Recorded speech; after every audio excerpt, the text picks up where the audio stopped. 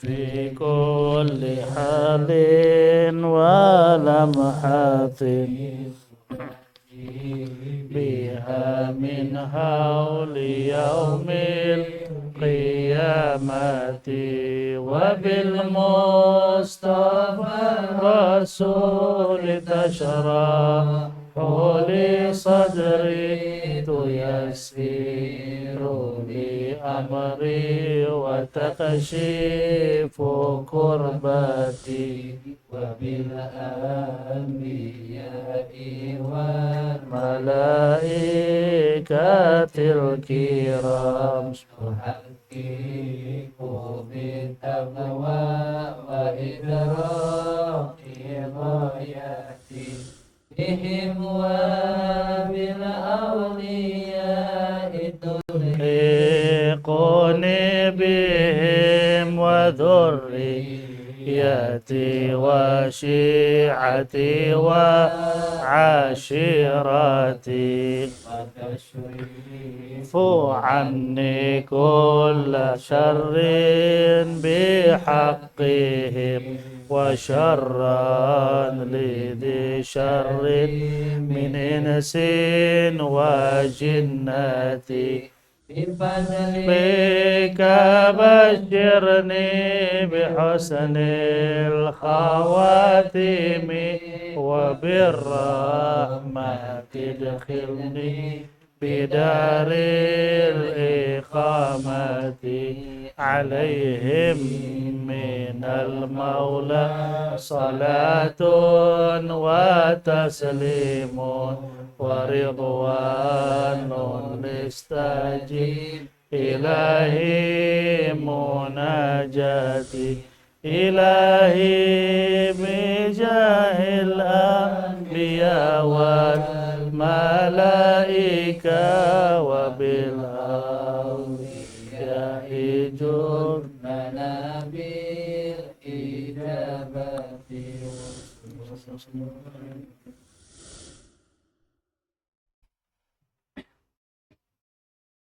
Assalamualaikum warahmatullahi wabarakatuh. Bismillahirrahmanirrahim. Al-Fatihah ala hadhihi niyyah wa ala kulli niyyatin salihah wa ala ma nawasil al-habib Umar wa ila hadratin Nabi Sayyidina Muhammadin sallallahu alaihi wa alihi wa sahbihi wa sallam bisirril Fatihah.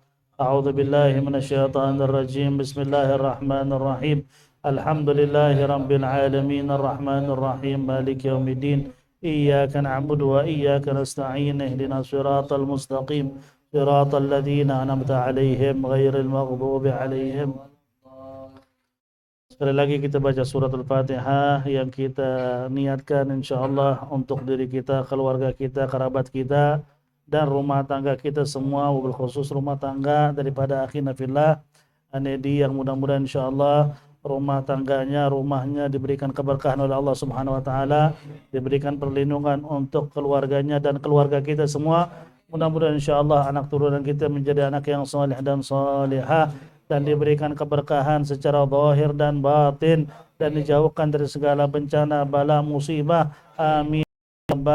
يا رب العالمين على هذه النية وعلى كل نية صالحة وإلى حضرة النبي سيدنا محمد صلى الله عليه وآله وصحبه وسلم بسر الفاتحة.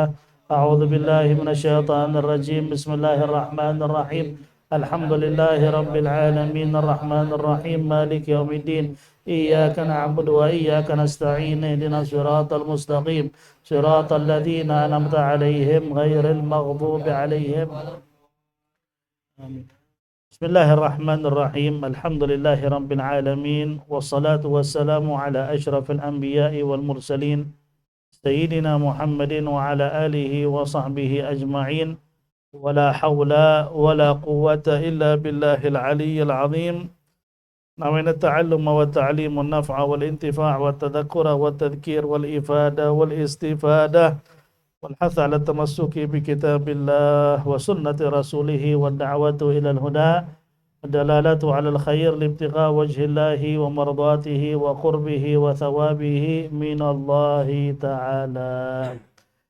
يقول المصنف رحمه الله تعالى في كتابه إلى أن قال: الثالث مسح الوجه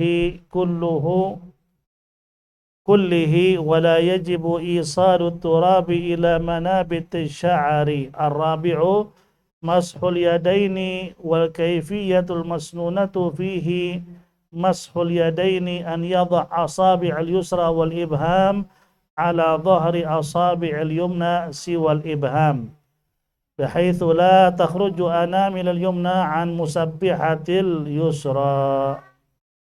Di sini kita masih menyampaikan tentang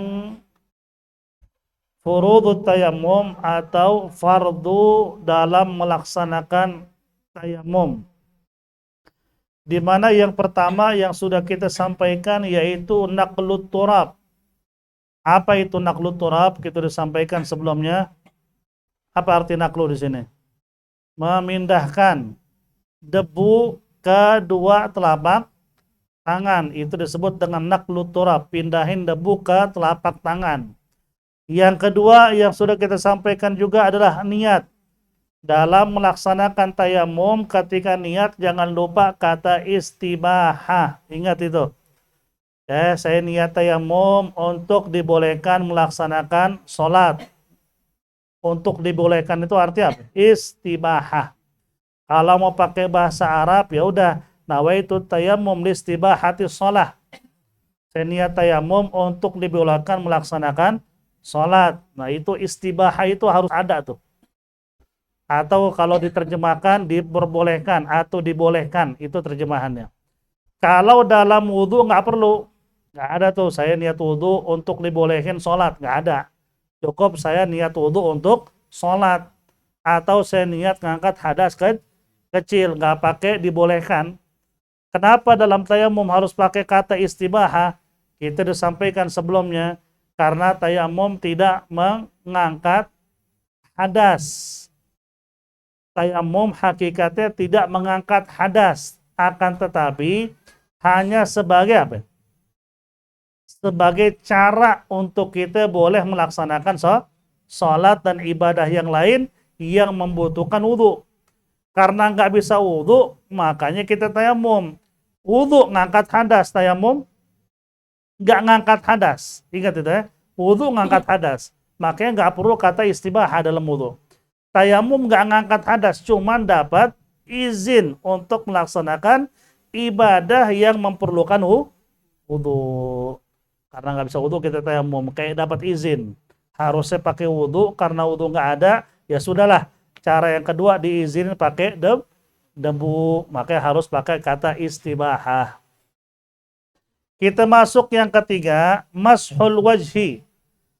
Ingat, niat itu harus bersamaan dengan mengusap wajah, persis dengan wudhu. Jadi begitu kita pindahin debu ke tangan tuh, itu dipindahin ke debu ke tangan, kita sambil niat di hati tuh, saya niat tayammum untuk boleh sholat. Jadi berbarengan dengan kita ngangkat debu dan diakhiri dengan kita mengusap wajah. Niat harus ada di hati begitu tuh.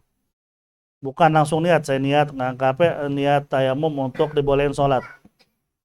nggak sah. Harus bersamaan, persis dengan wudu. Jadi harus tuh niat ada di hati, nggak perlu diucap ya. Jadi sambil kita pindahin tuh, kita dalam hati nih, saya niat tayamum untuk dibolehin sholat.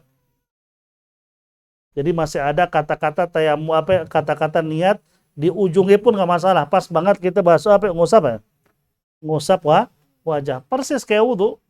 Ketika kita ngambil air nih buat wudu, kita niat di hati, saya niat wudu untuk sholat. Jadi di hati itu sambil kita niat, sambil kita ngusap. Jangan niat dulu baru ngusap, nggak sah. Harus bersamaan, ingat itu. Karena dalam ibadah, setiap niat itu harus bersamaan dengan ngelakuin ibadah. Kecuali dalam puasa doang, beda. Antum kalau seandainya sholat, itu kan bersamaan dengan takbir. Allah di hati sambil lihat gak? Nah begitu kurang lebih. Ketika kita wudu begitu, sambil kita mengusap nih hati apa? Sambil niat. Pas kita mau mengusap wajah, ketika tayamum sama. Begitu kita pindahin tanah ke debu ke tangan, kita niat, saya niat tayamum untuk dibolehin sholat. Di hati ngomong begitu cukup udah. Jangan niat dulu baru ngusap, nggak sah. Harus bersamaan atau berbarengan seperti itu ya.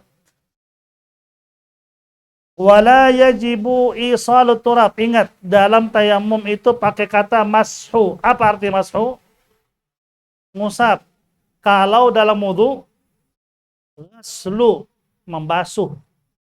Dalam wudu cuma satu kewajiban yang diusap, yaitu apa? Kepala. Kepala pakai mashu kan? Mashur ra'si, mengusap pala. Sisanya ghaslul wajhi, ghaslul yadaini, ghaslul rijlaini ilal ka'baini, semua basuh. Yang diusap cuma pala dalam wudu. Dalam tayamum semuanya ngusap, nggak ada basuh. Nggak ada apa ghaslu. Kalau dibilang di sini harus ghaslu, walaupun ghaslu itu pakai air ya. Kalau dibilang di sini nggak pakai kata mashu, isalut turab ilal wajhi, berarti sebanyak-banyak itu debu harus apa? Sampai ke muka, karena nggak ada kata mashu. Coba kalau pakai kata-kata yang ketiga adalah isalut turab ilal wajhi, menyampaikan debu ke wajah, berarti harus sebanyak-banyak itu debu. Makanya di sini ditegaskan dengan kata mashu. Arti mashu apa? Ngusap, hanya sedikit aja dari debu. Cukup debu yang di tangan nempel tuh, yang udah kelihatan tuh, itu aja diusap, udah cukup. Karena dalam tayamum cukup ngusap. Kalau harus nyampein semuanya, wah repot. Kalau wudu iya, air harus ngalir. Kalau tayamum cukup ngusap saja. Mashu, ingat itu ya. Mashu artinya mengusap. Kullihi, seluruh wajah. Batasan wajah yang kita tahu. Kalau panjang dari mana? Dari tempat tumbuhnya apa? Rambut sampai di bawah dagu. Kalau panjang lebar, dari permulaan kuping nih ke permulaan kuping sini nih. Ini lebarnya nih, sama kayak wudu. Ini yang harus kena debu. Itu juga kurang lebih, nggak usah diperhatiin. Artinya begini, ente ngambil debu nih. Itu kurangin kan? Ente usap. Udah cukup sekali. Apakah harus digini-giniin gitu ya? Itu air. Kalau debu, kagak usah. Debu itu gitu-gituan masuk ke mata, masuk ke hidung, rumah sakit akhirnya. Gara-gara tayamum. Enggak seperti itu ya. Jadi cukup hanya apa? Ngusap dohirnya saja. Makanya di sini dijelasin. Wala yajibu, dan tidak wajib. Isalut turab, menyampaikan debu. Ila manabiti sya'ari, ke tempat tumbuhnya rambut, nggak wajib. Artinya kagak wajib di gosok-gosok. Begitu ngusap, digosok-gosok tempat bulu-bulu nih, tumbuhnya rambut. Digosok-gosok, nggak perlu. Cukup dohirnya aja udah. Cukup.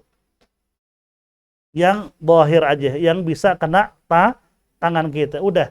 Kalau di wudu, iya harus diusap-usap. Harus air sampai ke, kalau dia punya alis tebal harus sampai ke dalam. Punya apa namanya itu? Kumis tebal harus sampai ke dalam. Jenggot nggak apa-apa. Kalau tayamum enggak. Cukup dohirnya aja, nggak usah sampai ke dalam-dalam tempat tumbuhnya rambut. Nggak perlu. Rambut wajah maksudnya, rambut wajah. Wala yajibu, dan tidak wajib isalut turab, menyampaikan debu ila manabiti sya'ari, sampai ke tumbuhnya rambut yang ada di wajah. Nggak wajib. Cukup diusap sekali saja, zahirnya saja. Yang keempat, mashul yadaini, mengusap kedua tangan, mengusap juga di sini. Kalau redaksinya isalut turabi ilal yadaini, no repot ini. Apa arti isal? Tadi kan udah bahas, barusan nih, berapa detik yang lalu. Menyampaikan debu ke kedua tangan, berarti harus sebanyak-banyak itu tanah. Tapi nggak pakai isal di sini, tapi apa? Harus paham nih fikih ya. Di sini pakai kata apa? Mashu, artinya cukup diusap doang. Arti diusap doang, ya sekedarnya aja. Yang ada di tangan kita itu yang diusap ke kedua tangan. Yang ada telapak tangan kita itu diusap ke dua tangan. Yang kiri buat yang kanan buat yang kiri. Sekali-sekali. Di sini saya akan ulangi lagi cara terbaiknya.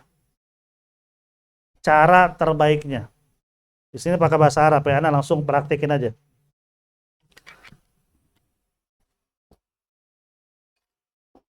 Cara terbaik untuk tayamum, ambillah debu.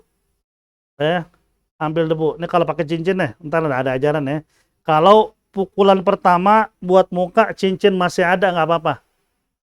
Nggak apa-apa, nggak masalah. Pukulan kedua cincin ada, copot. Kenapa pukulan kedua harus copot? Karena kan harus meratakan debu di mana? Di tangan. Di bawah cincin takutnya nggak kena. Paham ya? Kalau pukulan pertama cincin masih dipakai nggak apa-apa. Karena mau diusap apa? Muka.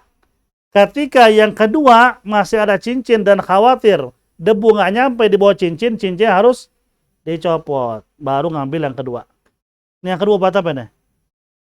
Buat tangan. Ambil, dikurangin. Cara kurangin begitu ya. Ditepuk gitu tuh. Bukan begini. Begini juga boleh sih. Cuman kebanyakan ntar. Ya nggak ada sisanya. Begini aja. Nah sekarang gimana?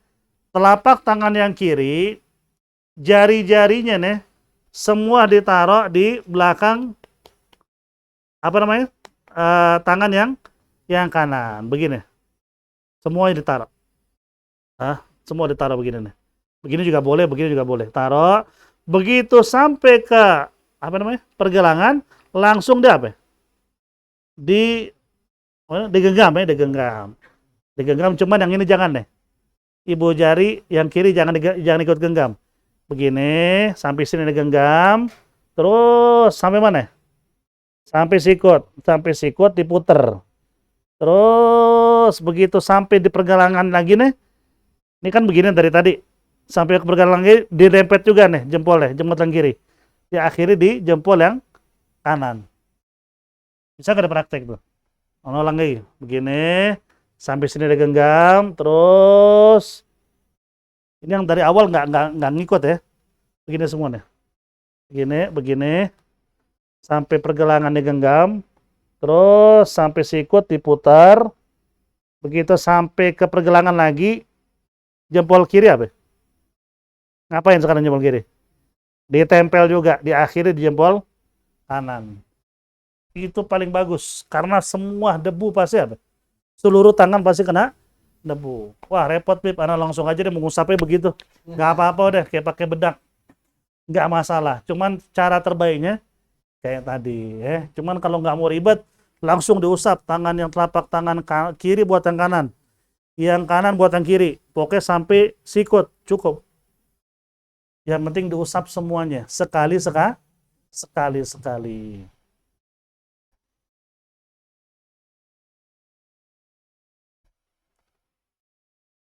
Yang kelima, at-tartibu bainal mashatain. Tertib antara dua kali usapan. Artinya, dia harus mengusap wajah terlebih dahulu, baru yang kedua tangan. Jika nggak ngikutin urutannya, tangan dulu baru wajah, kagak sah. Persis kayak wudhu. Ente wudhu basuh kaki dulu. Basuh pala, basuh tangan, basuh wajah. Sah gak? Agak. Karena kagak tertib.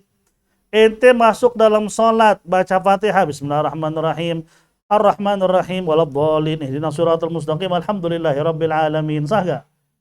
Nah, ditimpuk sama makmum dari belakang. Satu nggak sah, Fatihahnya pun kagak, Fatihah nggak sah, sholat pun kagak nggak sah. Harus berurutan, tertib. Makanya guru-guru kita ngasih tahu, dalam urusan agama aja tertib itu sangat penting. Tertib itu bisa diartikan berurutan, bisa diartikan orangnya punya manajemen waktu, itu kan tertib juga, murattab. Waktunya hidupnya itu penuh dengan aturan. Aturan juga bisa disebut murattab juga, tertib. Jadi dari ini kata ulama, sunnah kita tertib dalam hidup juga. Dalam hidup pun tertib, karena dalam agamanya tertib. Ente kalau antara Safa dan Marwa, dimulai dari Marwa, diakhiri dengan Safa, dibalik, sah nggak? Nggak sah juga. Atau ente pergi haji, tapi pas tawaf, Ka'bah bukan di sebelah kiri, tapi di sebelah kanan, kita tawafnya balik. Sah nggak? Gebukin. Tertib perlu sama. Ketika kita hidup perlu tertib. Waktunya sholat, subuh harus bangun. Sebelum subuh kita bangun. Sholat tahajud 2 rakaat atau 4, witir 3. Masih ada waktu 15-20 menit. Baca Quran dulu, istighfar yang banyak, ingat dosa. Sholat subuh itu tertib. Itu harus begitu tuh. Dibikin aturan dalam hidup. Mau bini kita mau bilang ini, waktu ini enggak. Waktu sholat ya sholat. Waktu sama bini sama bini. Waktu main sama anak, main sama anak. Diatur waktu. Enak kalau begitu mah. Nggak akan keganggu ibadah, nggak akan keganggu hubungan kita sama keluarga. Nggak akan keganggu. Karena sudah ada aturannya. Cuman kalau diacak-acak, akhirnya sholat kagak. Waktunya sholat malah main. Waktunya sholat malah tidur. Nah itu karena tidak ada tertib. Karena penting tertib dalam hidup.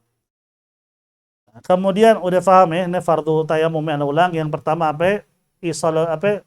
naklut turab, memindahkan debu kemana dimindahin maksudnya? Ke telapak tangan. Yang kedua, niat. Yang ketiga, mengusap wajah sambil niat. Ingat itu, mengusap wajah sambil niat. Ingat niat, jangan lupa kata apa? Istibahah. Kemudian yang ketiga, yang keempat, maaf. Mengusap kedua tangan. Cukup sekali-sekali, semua serba sekali, nggak usah 3 kali.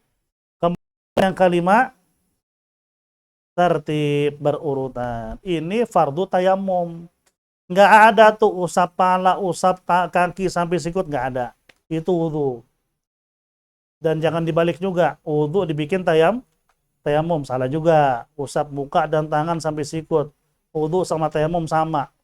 Usap pala sunnah, Allah nggak tahu nih. Madhab alien ini mah. Atau madhab yang mana itu? Nah, kemudian di sini kita akan sampaikan sunnah-sunnahnya. Ya, sunnah-sunnah dalam tayamum penting nih sunnah-sunnah.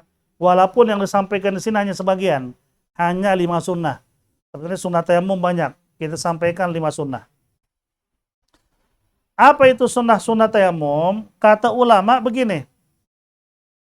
Sebelum kita masuk ke sunnah pertama kedua. Setiap sunnah yang bisa dilakukan dalam wudhu, maka sunnah dalam tayamum. Ingat itu ya. Setiap sunnah yang bisa dilakukan dalam wudhu, sunnah dilakukan ketika tayamum. Ya. Illa, kecuali apa? Kecuali tathlits. Itu kan dalam wudhu sunnah. Di tayamum enggak. Tahu nggak tathlits? Serba 3 kali, itu nggak sunnah dalam tayamum. Dalam wudhu sunnah. Takhlilul lihyah juga nggak sunnah dalam tayamum. Dalam wudhu sunnah. Tahu takhlilul lihyah? Jenggot dia di sela-sela di sela-selain gini jenggot. Itu di wudhu sunnah, di tayamum enggak. Termasuk menyampaikan debu ke tempat tumbuhnya rambut. Itu di wudhu wajib, di tayamum tidak sunnah. Selainnya masih bisa. Oke, itu kaidahnya. Setiap sunnah yang bisa dilakukan dalam wudhu, sunnah juga dalam tayamum, kecuali 3 kali tidak sunnah, kecuali menyela-nyela jenggot nggak sunnah, kecuali menyampaikan debu ke tumbuhnya rambut tidak sunnah. Dalam tayamum itu nggak sunnah semua tuh. 3 kali nggak sunnah. Nyela-nyela jenggot nggak sunnah juga. Menyampaikan debu di tumbuhnya rambut di muka kagak sunnah juga di tayamum. Kita mulai dari pertama deh, sunnah tayamum pertama. Tafrijul asabi', merenggangkan jari-jari. Itu sunnah. Jadi pas kita ngambil debu, jari-jari jangan rapat, tapi direnggangkan. Jangan rapat, jangan terlalu renggang begini ya. Terlalu renggang banget kayak bebek, jangan juga. Enggak terlalu rapat, enggak terlalu renggang, sedang aja begini deh. Tafrij al asabi' mu'tadil, enggak terlalu renggang. Ini sunnah nih. Biar debu nempel begitu banyak. Kalau begini kan di sela-selain nggak nempel ini. Kalau begini kan masih ada apa? Debu yang bisa apa? Yang bisa nempel. Tafrijul asabi'. Yang kedua, takhfifut turab, yaitu mengurangi debu yang ada di tangan. Kayak tadi Anda bilang, ketika kita ngambil, dipukul dulu. Ya kan? Nah, ini dipukul namanya apa? Mengurangi debu yang ada di tangan, dikurangin dengan cara di apa namanya itu? Diadu antara apa? Dua telapak tangan. Itu sunnah yang kedua, mengurangi debu yang ada di tangan. Kalau nggak mau dikurangin sebanyak-banyaknya nggak apa-apa kalau kuat. Kemudian yang ketiga, an la yarfa' yadahu 'anil 'udwi hatta yutimma mashahu. Yang ketiga, sunnah yang ketiga, tidak mengangkat tangannya sebelum selesai dari mengusap anggota tayamumnya. Tidak mengangkat tangannya sebelum selesai dari mengusap anggota tayamumnya. Nanti anak jelasin ya. Tidak mengangkat tangannya sebelum selesai dari mengusap anggota tayamumnya. Contohnya gimana? Ketika ngusap muka, ini tangan jangan sampai kita lepas dari muka. Sampai benar-benar selesai. Itu sunnahnya begitu. Jangan baru kita begini, kita angkat, kita balikin lagi. Walaupun sah. Ya. Sah ya. Jadi pas lagi ngusap, belum kelar diangkat, dibalikin lagi. Nggak apa-apa. Sunnahnya nggak begitu. Sunnahnya di tangan jangan diangkat dari anggota tayamum hingga selesai diusap. Udah selesai diusap, baru apa? Baru kita pisahin. Sekarang baru buat tangan. Pas kita usap tangan kiri, telapak tangan kiri, tangan kanan, telapak tangan kiri jangan apa? Lepas dari tangan kanan sampai selesai. Sunnahnya begitu. Paham gak maksudnya?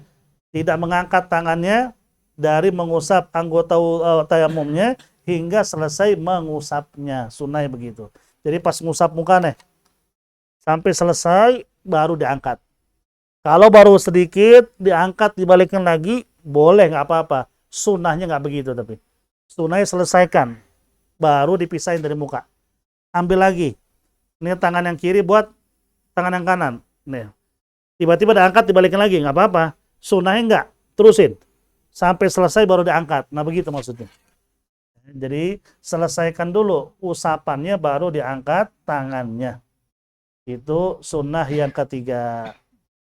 Kemudian sunnah yang keempat, naz'ul khatim li awal darbah, yaitu mencopot cincin pas tepukan pertama atau pemindahan pertama.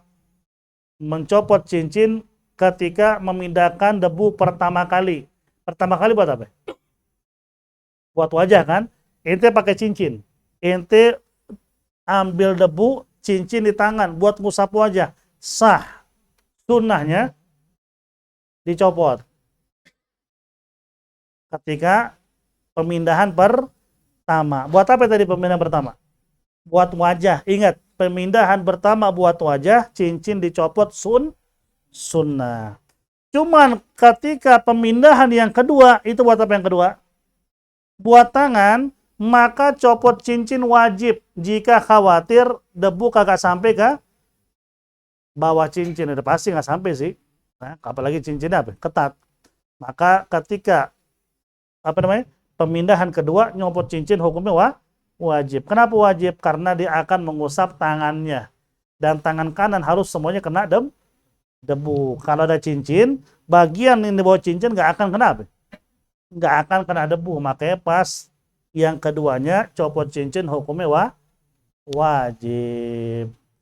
Jadi pemindahan pertama sunnah nyopot cincin, pemindahan yang kedua jika khawatir debu nggak nyampe maka wajib copot cincin. Kenapa yang kedua wajib, yang pertama nggak wajib? Kenapa? Hah? Keluarin, nggak usah malu, keluarin. Kenapa? Iya, karena apa namanya pukulan pertama atau pemindahan pertama itu targetnya apa? Muka, nggak ada hubungannya sama tangan. Mau tangan yang ada besi segini nih, jangankan cincin doang ya. Satu jari itu besi semua, nggak masalah, asalkan ada debu. Karena kan yang pertama buat muka, yang kedua ini kan buat tangan, sehingga cincin wajib dicopot. Karena khawatir pas kita usap tangan yang kanan, kalau cincin masih ada nih, kita ngusap tangan yang kanan, di bawah cincin apa? Nggak kena debu. Makanya diwajibin pas yang kedua nyopot cincin. Karena yang kedua akan diusap tuh tangan. Kalau yang pertama kan ngusap wajah. Bedanya di situ ya. Kemudian an la yamsahat turab an a'dha'it tayammum hatta yufriq minas shalah. Sunnah yang kelima, tidak menghilangkan bekas debu di anggota tayamum hingga selesai dari sholatnya. Atau dengan kata lain, membiarkan debu di anggota tayamum hingga selesai sholat. Kalau sebelum sholat baru diusap, baru tayamum selesai nih, debunya dikurang-kurangin, sah tetap. Sah tetap, sunnahnya jangan. Jadi debu yang udah nempel di anggota tayamum jangan dihilangin sampai kita kelar sholat. Sunnahnya seperti itu. Tapi kan debunya mengganggu, makanya debunya jangan terlalu banyak, diajarin sama Nabi. Dikurangin, nggak usah terlalu banyak. Yang penting syarat aja ada yang nempel di tangan tuh debu kelihatan, itu cukup. Nggak harus sampai kayak tepung gitu tuh. Sebanyak-banyaknya. Nggak seperti itu juga. Cukup ada debu nempel di tangan. Dan kita lihat tuh ada debu tuh. Cukup. Nggak usah terlalu banyak. Begitulah cara tayamum. Sama halnya kayak kita ngehilangin najis di jilat sama anjing seandainya kan. 7 kali, satu pakai apa? Pakai debu kan. Debunya sebanyak-banyaknya sedikit. Kalau ente campur di air, sedikit pun jadi. Syarat aja ente ambil air, kasih tanah, ente apa namanya? Campur sampai menjadi coklat. Sehingga tuh air apa? Air kecampur tanah. Nah, itu disebut debu juga, disebut tanah itu. 6-nya pakai air bersih, 1-nya pakai tuh air, sah udah. Nggak harus ngambil debu sekilo. Nggak, syarat aja sama. Tayamum juga syarat aja. Nggak harus banyak. Yang cerita ke antum kan, sahabat yang nggak tahu cara tayamum guling-guling di padang pasir gara-gara punya hadas besar. Dia muter-muter di padang pasir, guling-guling. Nabi ngeliatin, kenapa itu orang tuh? Panggil sama Nabi, kenapa lo begini? Kata dia, Rasulullah, saya mau mandi hadas besar, nggak ada air. Maka saya tayamum dengan debu. Karena itu hadas besar, saya guling-guling, harus sebadan kena debu. Kata Nabi, nggak seperti itu. Untuk ngangkat hadas kecil maupun hadas besar yang diusap cuman muka dan tangan hingga sikut. Sama.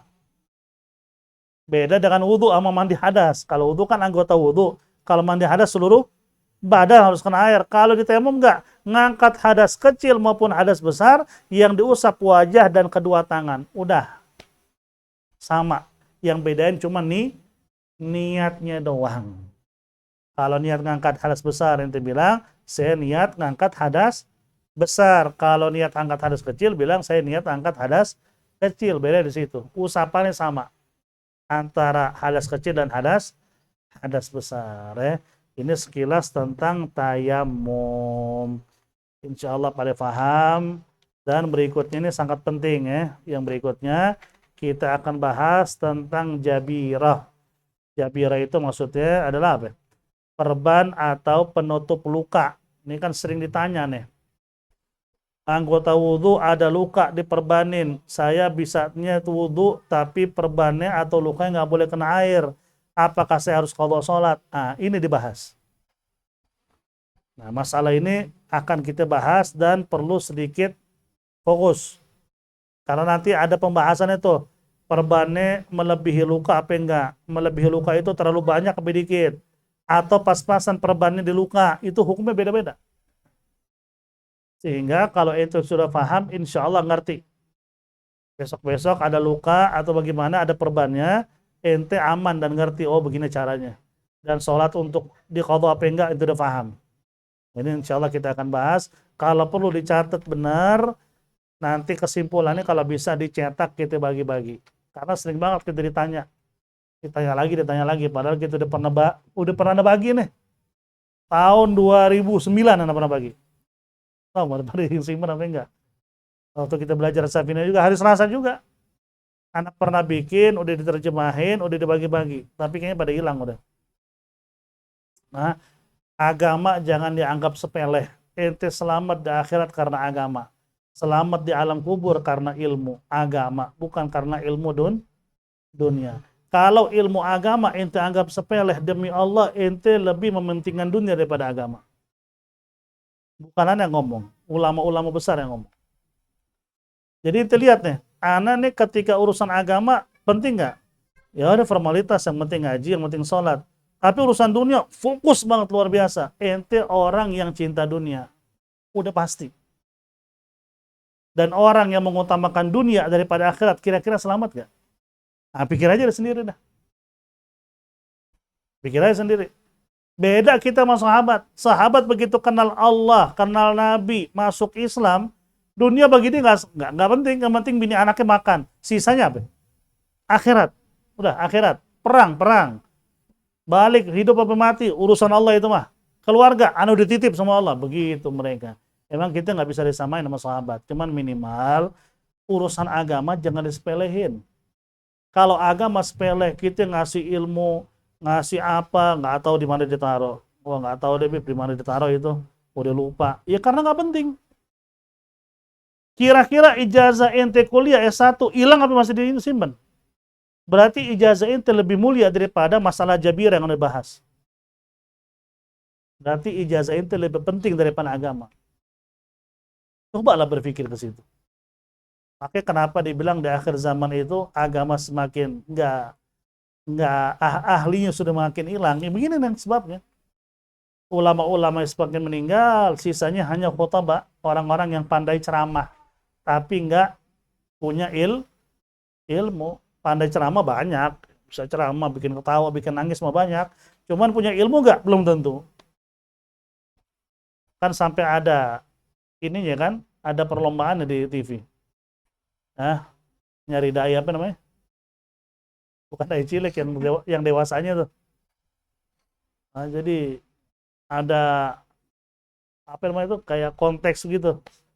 Apa namanya? Iya, ada kontes dai. Nanti siapa yang bagus ceramahnya dipilih. Wah, ente ceramah deh, cakep. Nah, emang ente pikir dakwah itu begitu? Ini dakwah apalagi kuis ini. Nah, itulah keadaannya. Semakin mendekati kiamat, tapi semakin membuktikan sabda Nabi itu apa? Nyata terjadi. Oke, hati-hati. Kalau kita nggak peduli dengan agama, berarti kita termasuk orang yang menghancurkan agama. Minimal kita yang peduli lah. Yang kita wajib-wajib yang kita pelajari ini diamalin, ditulis, diamalin sehari-hari. Itu termasuk orang yang peduli. Minimal di hari kiamat ente punya ilmu yang kita amalin, selamat di akhirat. Cuman kalau nggak peduli ya udahlah, yang penting ngaji. Begitu malas kagak ngaji seminggu 2 minggu, nongol lagi habis 3 minggu. Kadang-kadang nongol habis sebulan. Kayak agama nggak penting bagi dia. Ya nggak apa-apa, saya cuma ingetin doang.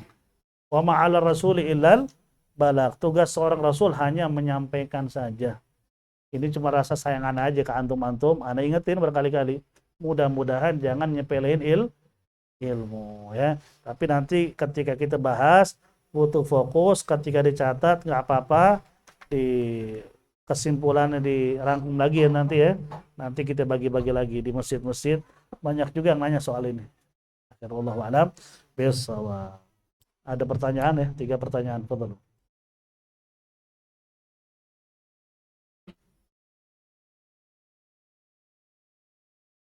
Di luar pembahasan boleh silakan.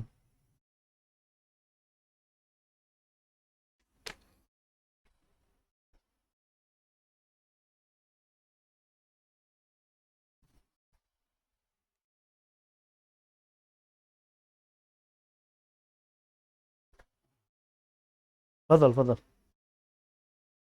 Naam.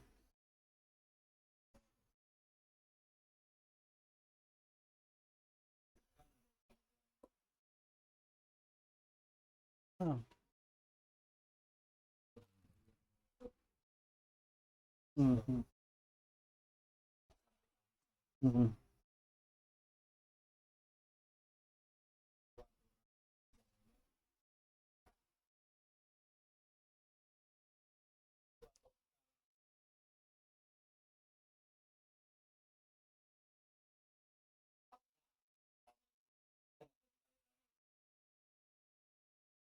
Ya, lebih baik begini. Kita gini, kalau masalah baca Quran mau aliran apa aja nggak apa-apalah. Namanya baca Quran ya. Mau dia sama-sama sama kita sewaja, mau dia salafi, kita muslim. Siapa yang baca Quran pasti dapat pahala. Sehingga kalau itu pondok emang mungkin yayasan atau apa, ada yang namanya wakaf Quran yang diiklankan ya, siapa yang mau wakaf dengan harga sekian-sekian, nanti Qurannya diwakafkan ke yayasan dan sebagainya, nggak apa-apa ikut. Nggak harus kita tahu aliran apa, selama dia muslim, nggak apa-apa ikut. Niatin buat orang tua, apalagi yang sudah meninggal dunia, nggak apa-apa. Dia ngasih rekening seandainya, kita mau nonton aja. Kalau dia nyelewengin urusan dia sama Allah, niat kita sampai nggak? Sampai. Karena dia berani bawa agama. Dia kan berani bawa agama, urusan dia kan.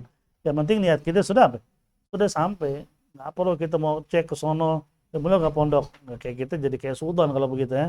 Selama benar dan emang dia berani ngiklanin, apalagi dia sampai punya apa? Dia nunjukin emang pondoknya pondok resmi, ya nggak apa-apa, kirim aja. Nggak masalah ya. Ada lagi, Fadl. Kalau urusan akidah jangan. Wakaf, kitab-kitab fikih. Nah, kita nggak tahu nih alirannya. Nah, itu baru kita waspada. Cuman kalau kitab suci kan ya sama kita muslim semua sama-sama baca Al-Quran. Kalau berkaitan dengan akidah dia, iya kita harus waspada. Kan dia ketika bilang ini wakaf Quran, ya udah kita percaya. Ternyata mana dia dibeliin kitab-kitab menyimpang, ya urusan dia. Kan dari awal yang diiklanin sama dia apa? Quran, seperti itu ya. Ada lagi, Fadl. Nah, Fadl. Nah,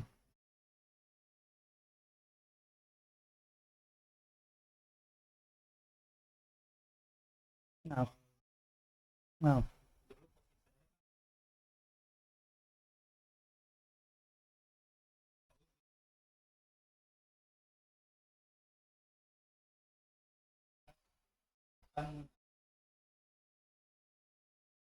Hmm.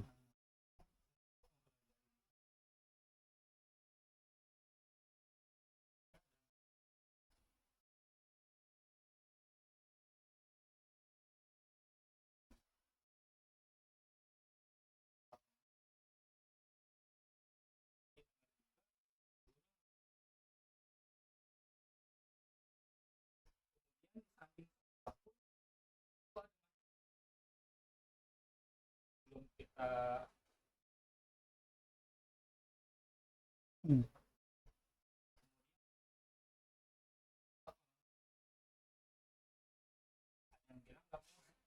Ada yang bilang juga masih.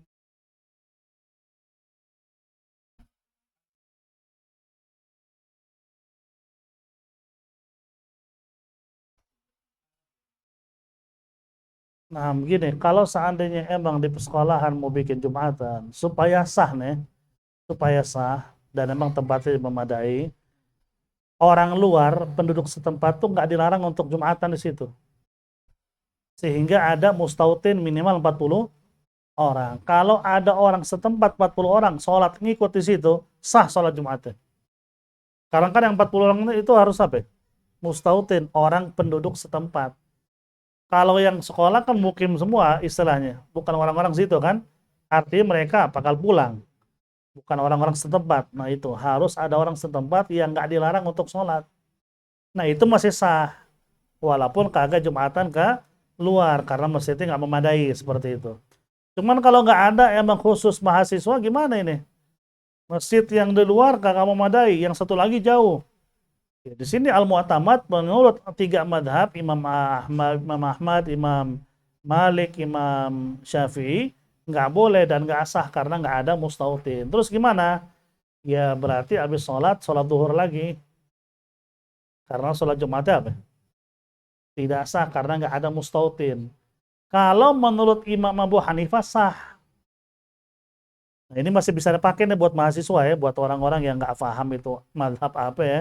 Itu mazhab apa sih? Itu masih sah menurut Imam Abu Hanifah. Menurut tiga mazhab nggak sah. Karena nggak ada orang wilayah yang ikut sholat. Ya. Sehingga gimana jalan keluarnya? Ya udah, kita Jumatan menurut Imam Abu Hanifah kan sah. Tapi karena kita bukan bermadzhab Imam Abu Hanifah, habis sholat apa? Kita duhur. Bagi yang lain biarin aja. Menurut Imam Abu Hanifah kan apa? Sah-sah aja. Cuman kalau bisa yang Anda bilang tadi, kalau bisa orang luar kagak dilarang untuk apa? Ikut sholat. Ya. Mereka ikut sholat 40 orang udah aman sudah. Apalagi kelihatannya lebih dari 40, udah sah udah. Udah sah dan sholat semua sah menurut empat madhab kalau begitu mah. Menurut empat madhab apa? Sah. Jadi sebaiknya seperti itu. Karena ini kalau masalah masalah ibadah-ibadah wajib jangan kita ngikutin apa namanya uh, aturan kita tapi kita menabrak aturan agama. Jangan juga. Aturan agama itu nomor satu. Adat apapun, istiadat apapun kita nggak larang, agama nggak larang dengan catatan tidak merubah aturan agama seperti itu ya. Cuman kalau seandainya bisa dikembalikan ke awal, tetap mereka sholat di masjid terdekat walaupun rame, lebih afdal malah daripada bikin jumatan di situ. Itu sah menurut empat madhab udah nggak was-was sama sekali itu sah udah pasti. Walaupun penuh, hampir keluar-luar, tapi masih apa? Masih berjamaah dengan mustautin, dengan penduduk setempat. Seperti itu ya. Ada lagi terakhir? Fadlan.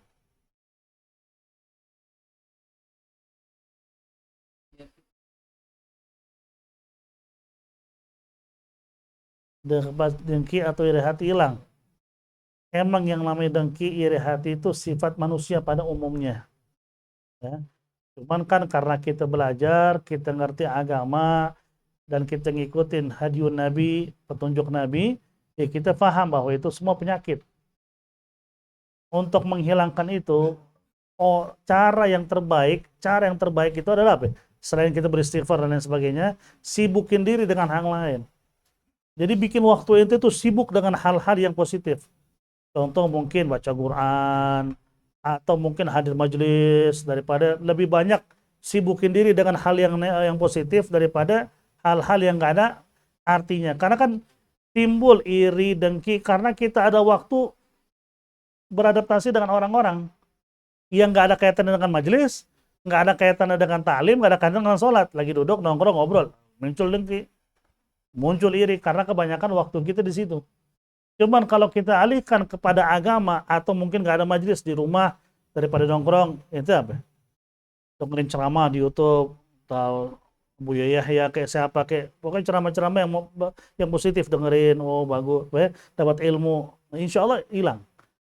Cuman kalau seandainya itu timbul tanpa kita sadari, cara terbaiknya adalah beristighfar, istighfar kepada Allah.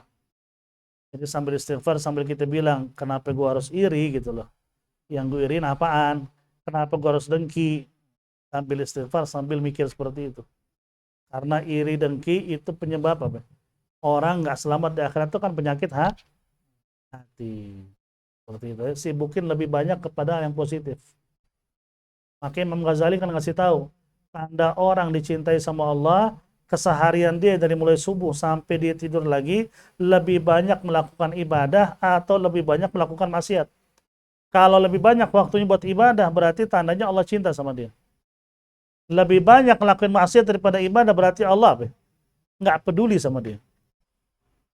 Gampangnya ke situ ya. Jadi sibukin diri dengan hal yang baik.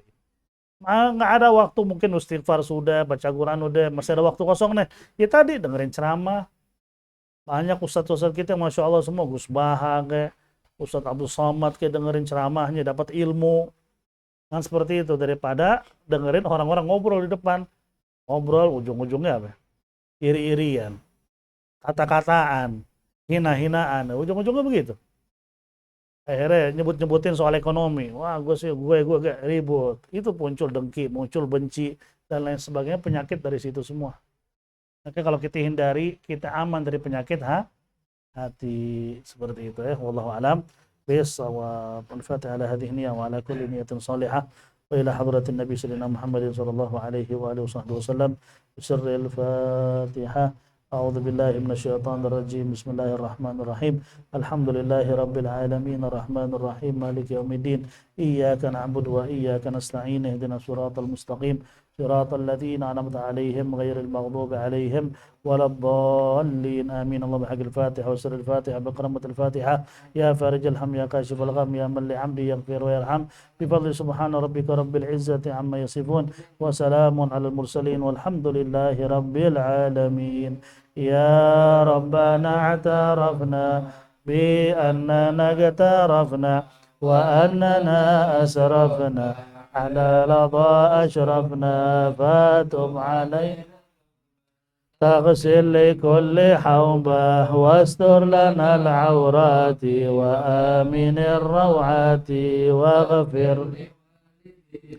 ربي ومولودينا والأهل والإخوان وسائر الخلان وكل ذي محبة أو جيرة أو صحبة والمسلمين أجمع آمين يا ربي. أسمع فضلا وجودا لا باكتساب منا بالمصطفى الرسول نحظى بك صلى وسلم ربي عليه عد الحب وآله وإدادة الصحب والحمد للإله والتناهي. والسلام عليكم ورحمة الله وبركاته.